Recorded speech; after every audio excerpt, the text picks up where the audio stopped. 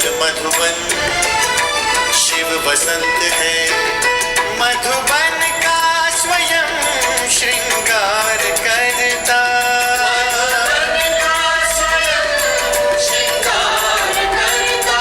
हर कली हर फूल से वो प्यार करता, हर कली हर फूल से वो प्यार करता।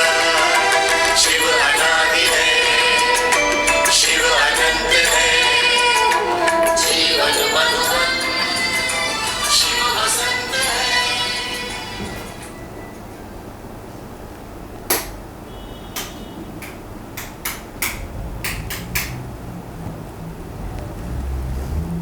ओम शांति। आज प्यारे बाबा के 4 अगस्त के महावाक्य हैं। आज बाबा अपने रथ के बारे में, प्रजापिता ब्रह्मा के बारे में हमें स्पष्ट कर रहे हैं कि जो आज ब्राह्मण शब्द लौकिक जगत में आता है और हम बच्चों को भी भगवान ब्राह्मण कहता है, तो ब्राह्मण आए तो कहाँ से आए, ब्राह्मण बने तो कैसे बने, ब्राह्मणों को बनाने वाला है कौन? वो है प्रजापिता ब्रह्मा। जैसे बाबा ने कहा कि क्राइस्ट है तो क्रिश्चियन कहलाए, महात्मा बुद्ध धर्म पिता है तो बोधि कहलाए, इसी प्रकार से प्रजापिता ब्रह्मा है तो उसने ब्राह्मणों को रचा। अब प्रजापिता ब्रह्मा कौन? क्या जो अभी तक भक्ति मार्ग में कहते आए ब्रह्मा देवताए नमः, वो ब्रह्मा या प्रजापिता ब्रह्मा? ब्रह्मा देवता है भी या नहीं है, ये भी एक सवाल आता है, क्योंकि अभी तक हम सभी कहते आए ब्रह्मा देवताए नमः, विष्णु देवताए नमः, शंकर देवताए नमः। तो ब्रह्मा देवता जब है तो कब है? और ब्राह्मण के साथ प्रजापिता ब्रह्मा है तो प्रजापिता ब्रह्मा कब है? और अमृतसर को भी बाबा याद कर रहे हैं कि वहाँ अकाल तख्त की महिमा गाई हुई है। तो अकाल तख्त क्या है? तो आज की मुरली में बाबा हम बच्चों को स्पष्ट कर रहे हैं कि हर आत्मा का अकाल तख्त शरीर के अंदर मस्तक में भ्रकुटी का जो स्थान है वो अकाल तख्त कहलाता है। तो हर मनुष्य आत्मा का अपने शरीर में अपना अकाल तख्त है, लेकिन आत्माओं का माता पिता परम पिता परमात्मा शिव, जिसकी महिमा अपरम अपार सुन रहे थे, अनादि है, अनंत है, महिमा में उसकी कहते हैं कि अजन्मा है, अकर्ता है, अभोक्ता है, अकाल मूर्त है। तो अकाल मूर्त परम पिता परमात्मा शिव का अकाल तख्त कौन सा है? शिव बाबा का अकाल तख्त है ब्रह्मा बाबा की भ्रकुटी। ब्रह्मा बाबा का भी अपना अकाल तख्त भ्रकुटी है और शिव बाबा का भी अकाल तख्त ब्रह्मा बाबा की भ्रकुटी है, जहाँ बैठ करके शिव बाबा ब्रह्मा बाबा के द्वारा ज्ञान सुनाकर सच्चे सच्चे ब्राह्मणों की रचना रचते हैं। और वही ब्राह्मण फिर भविष्य में जाकर देवता बनते हैं। तो आज की मुरली का सार है, मीठे बच्चे अकाल मूरत बाप का, बोलता चालता चलता तख्त यह अर्थात ब्रह्मा है। जब वह ब्रह्मा में आते हैं तब तुम ब्राह्मणों को रचते हैं। प्रश्न है, अक्लमंद बच्चे किस राज को समझकर ठीक रीति से समझा सकते हैं? उत्तर है, ब्रह्मा कौन है और वह ब्रह्मा से विष्णु कैसे बनते हैं। प्रजापिता ब्रह्मा यहाँ है, वह कोई देवता नहीं, ब्रह्मा ने ही ब्राह्मणों द्वारा ज्ञान यज्ञ रचा है। यह सब राज अक्लमंद बच्चे ही समझकर समझा सकते हैं। घोड़े सवार और प्यादे तो इसमें मूंझ जाएंगे। गीत है ओम नमो शिवाय। ओम शांति। भक्ति में महिमा करते हैं एक की, महिमा तो गाते हैं ना, परंतु ना उनको जानते हैं, ना उनके यथार्थ परिचय को जानते हैं। अगर यथार्थ महिमा जानते तो वर्णन जरूर करते। तुम बच्चे जानते हो, ऊंच ते ऊंच है भगवान, चित्र मुख्य है उनका।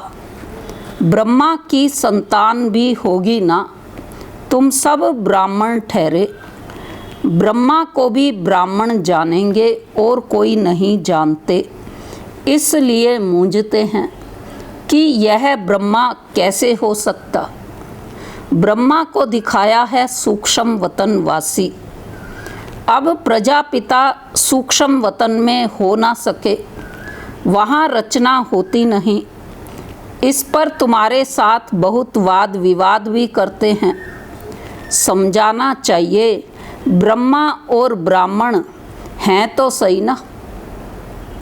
जैसे क्राइस्ट से क्रिश्चियन अक्षर निकला है, बुद्ध से बोधि, इब्राहिम से इस्लामी, वैसे प्रजापिता ब्रह्मा से ब्राह्मण नामी ग्रामी हैं।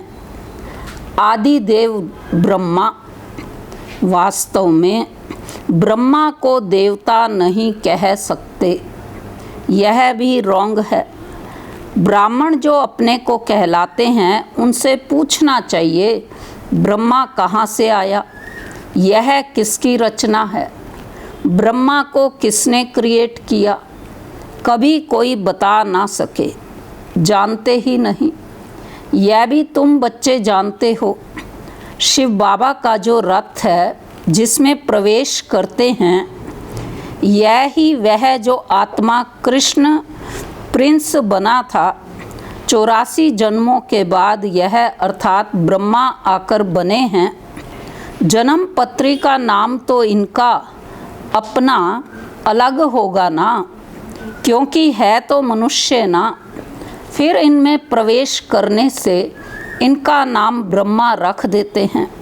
यह भी बच्चे जानते हैं, वही ब्रह्मा विष्णु का रूप है। नारायण बनते हैं ना। 84 जन्मों के अंत में भी साधारण रथ है ना। यह अर्थात शरीर सब आत्माओं के रथ हैं। अकाल मूरत का बोलता चलता तख्त है। सिख लोगों ने फिर वह तख्त बना दिया है, उसको अकाल तख्त कहते हैं। यह तो अकाल तख्त सब हैं। आत्माएं सब अकाल मूरत हैं। ऊंच ते ऊंच भगवान को यह रथ तो चाहिए ना। रथ में प्रवेश हो, बैठ नॉलेज देते हैं, उनको ही नॉलेजफुल कहा जाता है। रचता और रचना के आदि मध्य अंत की नॉलेज देते हैं। नॉलेजफुल का अर्थ कोई अंतर्यामी वह जानी जाननहार नहीं है। सर्वव्यापी का अर्थ दूसरा है, जानी जाननहार का अर्थ दूसरा है। मनुष्य तो सबको मिलाकर जो आता है सो कहते जाते हैं। भक्ति में भगवान के लिए कह देते वो तो अंतर्यामी है, अर्थात हमारे मन की हर बात को जानता है, ऐसा समझते हैं। फिर कह देते जानी जाननहार है, वो तो सबको जानता है। लेकिन शिव बाबा इस समय समझाते हैं कि मुझे एक एक को जानने की आवश्यकता ही नहीं है। समय चक्र के अंदर सब आत्माएं जिस युग में जब होती हैं, उनके जो विचार होते हैं, जो व्यवहार होता है, जो उनका जीवन होता है, वो सब मैं आकर के इस समय बताता हूँ। तो इस समय बाबा बताते कि सब मनुष्य आत्माओं के जो मन के विचार हैं वो देह अभिमान के कारण हैं ही विकारों से जुड़े हुए। तो इसलिए एक एक के विचार को अलग से जानने की बाबा कहते मुझे ज़रूरत नहीं होती है, लेकिन मैं अंतर्यामी हूँ, जानी जाननहार हूँ। तो उसका मतलब ये नहीं है, लेकिन इस समय मैं नॉलेजफुल होने के कारण से सबको सृष्टि के आदि मध्य अंत का ज्ञान देता हूँ। सर्वव्यापी का अर्थ दूसरा है, जानी जाननहार का अर्थ दूसरा है। मनुष्य तो सबको मिलाकर जो आता है सो कहते जाते हैं। अभी तुम बच्चे जानते हो हम सब ब्राह्मण ब्रह्मा की औलाद हैं। हमारा कुल सबसे ऊंच है। वो लोग देवताओं को ऊंच रखते हैं क्योंकि सतयुग आदि में देवता हुए हैं।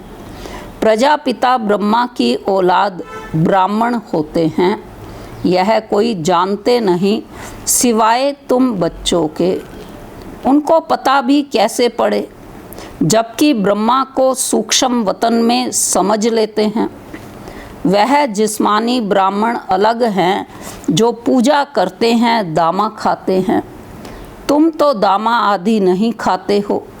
ब्रह्मा का राज अभी अच्छी रीति समझाना पड़ता है। बोलो और बातों को छोड़, बाप जिससे पतित से पावन बनना है, पहले उनको तो याद करो, फिर यह बातें भी समझ जाएंगे। थोड़ी बात में संशय पड़ने से बाप को ही छोड़ देते हैं, कहीं ब्रह्मा पर ही अटक जाते हैं और ज्ञान ही छोड़ देते हैं। लेकिन बाबा समझा रहे हैं, पहली मुख्य बात है अलफ और बे। अलफ माना अल्लाह, बे माना बादशाही, कि अल्लाह को जानेंगे तो उसकी बादशाही को हम प्राप्त कर लेंगे। तो बाप कहते हैं माम एकम याद करो, मैं ज़रूर किसमें तो आऊँगा ना, उनका नाम भी होना चाहिए, उनको आकर रचता हूँ। ब्रह्मा के लिए तुमको समझाने का बहुत अकल चाहिए। प्यादे घोड़े सवार मूंझ पड़ते हैं, अवस्था अनुसार समझाते हैं ना। प्रजापिता ब्रह्मा तो यहाँ है। ब्राह्मणों द्वारा ज्ञान यज्ञ रचते हैं तो जरूर ब्राह्मण ही चाहिए ना। प्रजापिता ब्रह्मा भी यहाँ चाहिए जिससे ब्राह्मण हो। ब्राह्मण लोग कहते भी हैं हम ब्रह्मा की संतान हैं, समझते हैं परंपरा से हमारा कुल चला आता है, परंतु ब्रह्मा कब था वह पता नहीं है। अभी तुम ब्राह्मण हो। ब्राह्मण वह जो ब्रह्मा की संतान हो, वह तो बाप के ऑक्यूपेशन को जानते ही नहीं। भारत में पहले ब्राह्मण ही होते हैं। ब्राह्मणों का है ऊंचते ऊंच कुल। वह ब्राह्मण भी समझते हैं हमारा कुल जरूर ब्रह्मा से ही निकला होगा, परंतु कैसे कब वह वर्णन नहीं कर सकते। तुम समझते हो प्रजापिता ब्रह्मा ही ब्राह्मणों को रचते हैं, जिन ब्राह्मणों को ही फिर देवता बनना है। ब्राह्मणों को आकर बाप पढ़ाते हैं। ब्राह्मणों की भी डिनाइस्टी नहीं है। इस समय हम ब्राह्मणों की कोई डिनाइस्टी नहीं है, लेकिन ब्राह्मणों का कुल है। डिनाइस्टी तब कहा जाए जब राजा रानी बने, जैसे सूर्यवंशी डिनाइस्टी, तुम ब्राह्मणों में तो राजा तो बनते नहीं। वह जो कहते हैं कौरवों और पांडवों का राज्य था, दोनों रोंग हैं। राजाई तो दोनों को नहीं है। प्रजा का प्रजा पर राज्य है, उनको राजधानी नहीं कहेंगे, ताज है नहीं। बाबा ने समझाया था, पहले डबल सिरताज भारत में थे, फिर सिंगल ताज। इस समय तो नो ताज, कोई ताज नहीं है। यह भी अच्छी रीति सिद्ध करके बताना है। जो बिल्कुल अच्छी धारणा वाला होगा वह अच्छी रीति समझा सकेंगे। कौन सी बात अच्छी रीति समझानी है कि भारत में डबल ताजदारी कौन थे? लक्ष्मी नारायण सतयुग त्रेता में थे डबल ताजदारी, और फिर द्वापर युग से जो राजा होते हैं उनको सिर्फ प्रॉस्पर्टी का ही ताज, सिंगल ताज रह जाता है। तो यह भी अच्छी रीति सिद्ध करके बताना है। जो बिल्कुल अच्छी रीति धारणा वाला होगा वह अच्छी रीति समझा सकेंगे। ब्रह्मा पर ही ज़्यादा बात समझाने की होती है, विष्णु को भी नहीं जानते, यह भी समझाना होता है। बैकुंठ को विष्णुपुरी कहा जाता है, अर्थात लक्ष्मी नारायण का राज्य था। कृष्ण प्रिंस होगा तो कहेंगे ना कि हमारा बाबा राजा है। ऐसे नहीं कि कृष्ण का बाप राजा नहीं हो सकता। कृष्ण प्रिंस कहलाया जाता है तो जरूर राजा के पास जन्म हुआ है। आज की मुरली में बाबा ने इस बात को स्पष्ट कर दिया कि कृष्ण का जन्म राजा के पास होता है। शाहूकार पास जन्म ले तो प्रिंस थोड़े ही कहलाएंगे। राजा के पद और शाहूकार के पद में रात दिन का फर्क हो जाता है। कृष्ण के बाप राजा का नाम ही नहीं है। कृष्ण का कितना नाम बाला है। बाप का ऊंच पद नहीं कहेंगे, भले वो राजा है लेकिन ऊंच पद नहीं कहेंगे। वह सेकंड क्लास का पद है जो सिर्फ निमित्त बनते हैं कृष्ण को जन्म देने। ऐसे नहीं कि कृष्ण की आत्मा से वह ऊंच पड़ा हुआ है, नहीं। कृष्ण सो फिर नारायण बनते हैं, बाकी बाप का नाम ही गुम हो जाता है।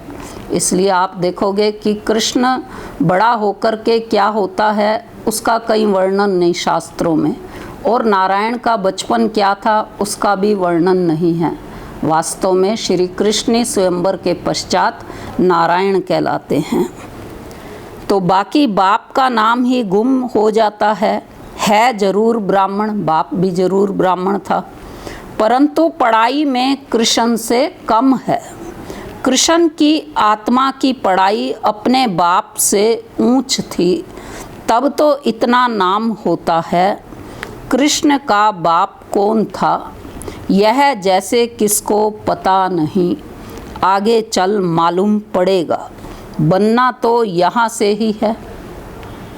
राधे के भी माँ बाप तो होंगे ना, परंतु उनसे राधे का नाम ज़्यादा है क्योंकि माँ बाप कम पढ़े हुए हैं। राधे का नाम उनसे ऊंच हो जाता है। यह है डिटेल की बातें बच्चों को समझाने के लिए। सारा मदार पढ़ाई पर है। ब्रह्मा पर भी समझाने का अकल चाहिए। वही कृष्ण जो है उनकी आत्मा ही 84 जन्म भोगती है। तुम भी 84 जन्म लेते हो। सब इकट्ठे तो नहीं आएंगे। जो पढ़ाई में पहले पहले होते हैं वहाँ भी वह पहले आएंगे। नंबरवार तो आते हैं ना, यह बड़ी महीन बातें हैं। कम बुद्धि वाले तो धारणा कर ना सकें, नंबरवार जाते हैं। तुम ट्रांसफ़र होते हो नंबरवार। कितनी बड़ी क्यू है जो पिछाड़ी में जाएगी। नंबरवार अपने अपने स्थान पर जाकर निवास करेंगे। सबका स्थान बना हुआ है। यह बड़ा वंडरफुल खेल है। परम धाम में सबका स्थान बना हुआ है, परंतु कोई समझते नहीं हैं। इनको कहा जाता है कांटों का जंगल। यहाँ सब एक दो को दुख देते रहते हैं। वहाँ तो नेचुरल सुख है, यहाँ है आर्टिफिशियल सुख। रियल सुख एक बाप ही देने वाला है। यहाँ है कागविष्टा के समान सुख। दिन प्रतिदिन तमो प्रदान बनते जाते हैं। कितना दुख है। कहते हैं बाबा माया के तूफान बहुत आते हैं, माया उलझा देती है, दुख की फीलिंग बहुत आती है। सुखदाता बाप के बच्चे बनकर भी अगर दुख की फीलिंग आती है तो बाप कहते, क्या जवाब देंगे बाबा बच्चों को? बच्चे यह तुम्हारा बड़ा कर्म भोग है। जब बाप मिला तो दुख की फीलिंग नहीं आनी चाहिए। जो पुराने कर्म भोग हैं उसे योग बल से चुकतू करो। अगर योग बल नहीं होगा तो मोचरा खाकर चुकतू करना पड़ेगा। मोचरा और मानी तो अच्छा नहीं। इसका अर्थ क्या है मोचरा और मानी का? कि सजा खाकर और फिर पद पाना, ये अच्छा नहीं। पुरुषार्थ करना चाहिए, नहीं तो फिर ट्रिब्यूनल बैठती है, कचहरी बैठती है। प्रजा तो ढेर है। यह तो ड्रामा अनुसार सब गर्भ जेल में बहुत सजाएं खाते हैं। आत्माएं भटकती भी बहुत हैं। कोई कोई आत्मा बहुत नुकसान करती है। जब कोई में अशुद्ध आत्मा का प्रवेश होता है तो कितना हैरान होते हैं। नई दुनिया में यह बातें होती नहीं। अभी तुम पुरुषार्थ करते हो हम नई दुनिया में जाएं। वहाँ जाकर नए नए महल बनाने पड़ेंगे। राजाओं के पास जन्म लेते हो जैसे कृष्ण जन्म लेते हैं, परंतु इतने महल आदि सब पहले से थोड़े ही होते हैं, वह तो फिर बनाने पड़े। कौन रचते हैं? जिनके पास जन्म लेते हैं। गाया हुआ भी है राजाओं के पास जन्म होता है। क्या होता है सो तो आगे चल देखना है, अभी थोड़े ही बाबा बताएंगे, वह फिर आर्टिफिशियल नाटक हो जाए, इसलिए बताते कुछ भी नहीं हैं। ड्रामा में बताने की नूंद नहीं। बाप कहते हैं मैं भी पार्टदारी हूँ। आगे की बातें पहले से ही जानता होता तो बहुत कुछ बतलाता है। शिव बाबा भी तो इस सृष्टि ड्रामा में मुख्य एक्टर का पार्ट प्ले करने के लिए परम धाम से नीचे आते हैं, तो इसलिए बाबा ने कहा मैं भी पार्टदारी हूँ। आगे की बातें पहले से ही जानता तो बहुत कुछ बतलाता। बाबा अंतर्यामी होता तो पहले से बताता। बाप कहते हैं नहीं, ड्रामा में जो होता है उनको साक्षी हो, देखते चलो और साथ साथ याद की यात्रा में मस्त रहो। इसमें ही फेल होते हैं। ज्ञान कभी कम कभी ज़्यादा नहीं होता, याद की यात्रा कभी कम कभी ज़्यादा होती है। ज्ञान तो जो मिला है सो है ही। याद की यात्रा में कभी उमंग रहता है, कभी ढीला, नीचे ऊपर यात्रा होती है। ज्ञान में तुम सीढ़ी नहीं चढ़ते।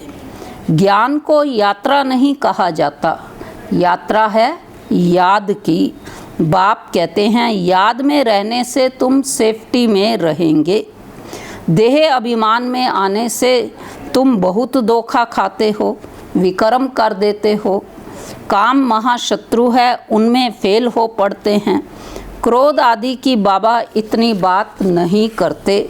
ज्ञान से या तो है सेकंड में जीवन मुक्ति, या तो फिर कहते सागर को स्याही बनाओ तो भी पूरा नहीं हो, या तो सिर्फ कहते हैं अलफ को याद करो। याद करना किसको कहा जाता यह थोड़े ही जानते हैं। कहते हैं कलयुग से हमको सतयुग में ले चलो। पुरानी दुनिया में है दुख। देखते हो बरसात में कितने मकान गिरते रहते हैं, कितने डूब जाते हैं। बरसात आदि यह नेचुरल कैलेमिटीज़ भी होंगी। यह सब अचानक होता रहेगा। कुंभकर्ण की नींद में सोए हुए हैं, विनाश के समय जागेंगे फिर क्या कर सकेंगे, मर जाएंगे। धरती भी जोर से हिलती है, तूफान बरसात आदि सब होता है, बम्स भी फेंकते हैं। परंतु यहाँ एडिशन है भारत में सिविल वार, रक्त की नदियाँ गाई हुई हैं। यहाँ मारा मारी होती है, एक दो पर केस करते रहते हैं सो लड़ेंगे भी ज़रूर। सब हैं निधन के, तुम हो धनी के, कोई लड़ाई आदि तुमको नहीं करनी है। ब्राह्मण बनने से तुम धनी के बन गए। धनी बाप को या पति को कहते हैं। शिव बाबा तो पतियों का पति है। सगाई हो जाती है तो फिर कहते हैं हम ऐसे पति के साथ कब मिलेंगी। आत्माएं कहती हैं शिव बाबा हमारी तो आपसे सगाई हो गई, अब हम आपसे हम मिले कैसे। कोई तो सच लिखते हैं, कोई तो बहुत छिपाते हैं। सच्चाई से लिखते नहीं कि बाबा हमसे यह भूल हो गई, क्षमा करो। अगर कोई विकार में गिरा तो बुद्धि में धारणा हो नहीं सकती। बाबा कहते हैं तुम ऐसी कड़ी भूल करेंगे तो चकनाचूर हो जाएंगे। तुमको हम गोरा बनाने के लिए आए हैं, फिर तुम काला मुंह कैसे करते हो। भले स्वर्ग में आएंगे, पाई पैसे का पद पाएंगे। राजधानी स्थापन हो रही है ना, कोई तो हार खाकर जन्म जन्मांतर पद भ्रष्ट हो जाते हैं। कहेंगे बाप से तुम यह पद पाने आए हो। बाप इतना ऊंच बने, हम बच्चे फिर प्रजा थोड़े ही बनेंगे। बाप गद्दी पर हो और बच्चा दास दासी बने, कितनी लज्जा की बात है। पिछाड़ी में तुमको सब साक्षात्कार होंगे, फिर बहुत पछताएंगे नाहे कैसा किया। सन्यासी भी ब्रह्मचर्य में रहते हैं तो विकारी सब उनको माथा टेकते हैं। पवित्रता का मान है, किसकी तकदीर में नहीं है तो बाप आकर पढ़ाते फिर भी गफलत करते रहते हैं, याद ही नहीं करते, बहुत विकर्म बन जाते हैं। तुम बच्चों पर अब है बृहस्पति की दशा, इससे ऊंच दशा और कोई होती नहीं। दशाएं चक्कर लगाती रहती हैं तुम बच्चों पर। अच्छा मीठे मीठे सिकी लदे बच्चों प्रति मात पिता बाप दादा का याद प्यार और गुड मॉर्निंग। रूहानी बाप की रूहानी बच्चों को नमस्ते। हम रूहानी बच्चों की रूहानी बाप दादा को नमस्ते। धारणा की पॉइंट है, पहली है इस ड्रामा की हर सीन को साक्षी होकर देखना है। एक बाप की याद में मस्त रहना है। याद की यात्रा में कभी उमंग कम ना हो। दूसरा, पढ़ाई में कभी गफलत नहीं करना। अपनी ऊंच तकदीर बनाने के लिए पवित्र जरूर बनना है। हार खाकर जन्म जन्मांतर के लिए पद भ्रष्ट नहीं करना है। वरदान है मन मना भव के महामंत्र द्वारा सर्व दुखों से पार रहने वाले सदा सुख स्वरूप भव। स्लोगन है हर संकल्प में दृढ़ता की विशेषता को प्रैक्टिकल में लाओ तो प्रत्यक्षता हो जाएगी। वरदान का स्पष्टीकरण है जब किसी भी प्रकार का दुख आए तो मंत्र ले लो जिससे दुख भाग जाएगा। स्वप्न में भी जरा भी दुख का अनुभव ना हो, तन बीमार हो जाए, धन नीचे ऊपर हो जाए, कुछ भी हो, लेकिन दुख की लहर अंदर नहीं आनी चाहिए। जैसे सागर में लहरें आती हैं और चली जाती हैं, लेकिन जिन्हें उन लहरों में लहराना आता है वह उसमें सुख का अनुभव करते हैं। लहर को जंप देकर ऐसे क्रॉस करते हैं जैसे खेल कर रहे हैं। तो सागर के बच्चे सुख स्वरूप हो, दुख की लहर भी ना आए। अच्छा, ओम शांति।